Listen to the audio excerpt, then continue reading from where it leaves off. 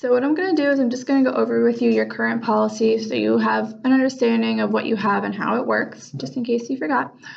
So this portion right here is going to be your hospital supplements. This is how you can utilize your policy while being alive. Now, this is for any accident from an injury. So let's just say that tonight you're cleaning up dinner and you're washing the dishes and you cut your finger on a knife. Probably headed to the ER, right? And what's your typical copay for the ER? About $100. Yeah, and if you're like me, $100 is $100, and now you're $100 in the hole. So what this benefit is going to do is for any injury from an accident, nothing like a stomach ache or a fever, and I don't feel good, this is going to pay you up to $200 every single time that you visit the emergency room or ER or urgent care, I should say. As long as you visit within 72 hours and it's per occurrence. So if you go 3 times, that's $600 in your pocket. Yeah. The next benefit we have is any for critical. So let's say the accident it's a little worse and you're driving down to the grocery store. On your way back, some guy slams into you and you're going to the hospital for 10 days. Some pretty bad things financially are going to happen to you for 10 days. So what this benefit does is pay $400 a night that you're in the hospital for up to an entire year. And if the accident's a little worse and you go into ICU, we'll pay $800 a day that you're in the ICU for up to 14 days. Now, they cap it at 14 days because if you're in there for that long, you're probably not looking too good. But if you're a Superman, you make it out of there, it's just going to revert right back to that $400 a day for up to a whole year on the 15th day. Does that make sense? Okay. The next part is your accidental benefit. So the chances of you passing away from something like cancer or disease tomorrow is pretty slim statistically. You are 9 times more likely to pass in some sort of accident. So what this benefit does is for any accident on or off the job, mishap at work, house fire, explosion, this is going to cover you for $140,000 if you were to be killed in any type of accident.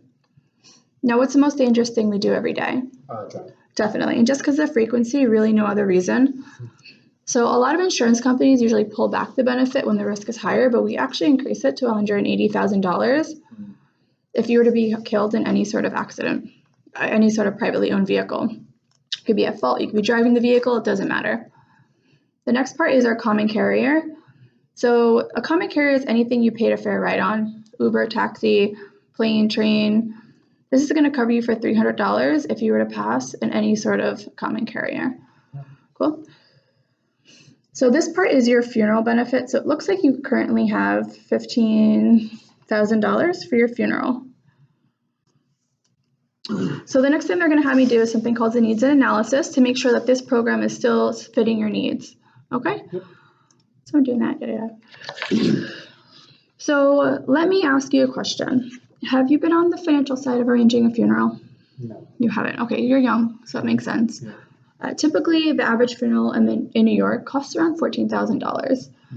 And what a lot of families aren't realizing is that life insurance isn't handling the cost of a funeral the way it used to. How it used to work was something were to happen to you, Sydney's going to take that $50,000 policy that you have, hand it to the funeral director, and that would serve as collateral until that insurance check shows up. But it's not working that way anymore. How it used to work was insurance used to have to pay on a policy within 24 days, but now they have 60 days they can hang on to that policy. Do you know why? It's because of interest. They're making millions and millions of dollars off of interest, and that's why so many families get burdened with the out-of-pocket costs when it comes to funeral time. Another thing that's happening, there are two companies going around, one out of Texas called SCI and another one out of Canada called Alderwood Group. They're going around and buying up all the funeral homes and cemeteries in the US and Canada. Now, the reason I mention that is because their corporate policies, they want 50% of all costs up front. And I don't know about your current financial situation, but what I do know is most families don't have $7,000 lying around. And the ones that do, they're going to want to use that money because of all the bills that come in afterwards. So what they've done is they come up with the freedom of choice. Now, you guys already have this.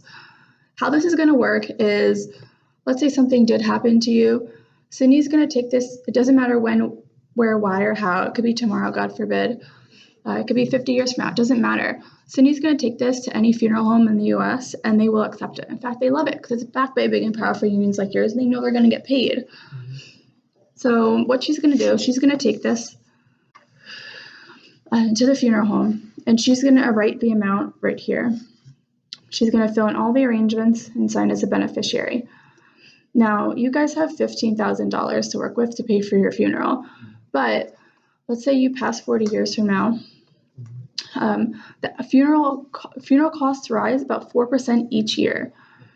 And if the average funeral cost is $14,000 right now, it's not going to be that much 40 years down the road. So what they're suggesting is that you increase your funeral costs to $30,000 to make sure that your funeral is completely taken care of. And to make sure that your funeral is completely taken care of. And as long as you keep that funeral benefit under $30,000, everything is completely taken care of. There's not one out-of-pocket cost. Oh no, I backtracked. Not one out-of-pocket cost.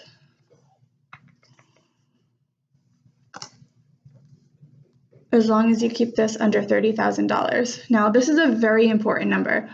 The first thing the funeral director is going to do when you leave that funeral home, flip this over and call us at our corporate number right here and ask us 2 questions. One, are you enrolled? And you already are, so that's not a problem. And the second question, how much money do you have to work with? If I told them you had $30,000, how much do you think your funeral is going to cost now? Yeah, $29,999. And it shouldn't work that way, and we don't allow it to. So what we'll do is we'll simply never reveal this number, and we ask that you don't ever reveal this number. What we do is, let's say your funeral costs $22,000. We'll write them a check for the $22,000, and we'll send you a check for the remaining $8,000. It's the easiest, cleanest, most compassionate way we can deal with what's going to happen to all of us. It's kind of like a pre-arrangement. Have you heard of those before? Yeah, a little bit. Yeah. So it's great in concept, and this works the same exact way. Everything's completely taken care of prior to death. Now, a pre-arrangement is really expensive. It costs about $100 a month, and it's only worth what you've put into this. And you're locked down to one specific funeral home. This is permanent, and it's portable. You can take this wherever you want. This is going to be a blank check for $30,000 that you need if you were to pass away in 40 years. So what we have is we can do $30,000 for option A, and this is going to increase your premium $30 so that you have that money to take care of your funeral when you pass away in 40 years. Or we can do option B and increase your funeral to $20,000 for an extra $20 a month. Now, what option is going to be better for you in 40 years? Option B, option A, or option B?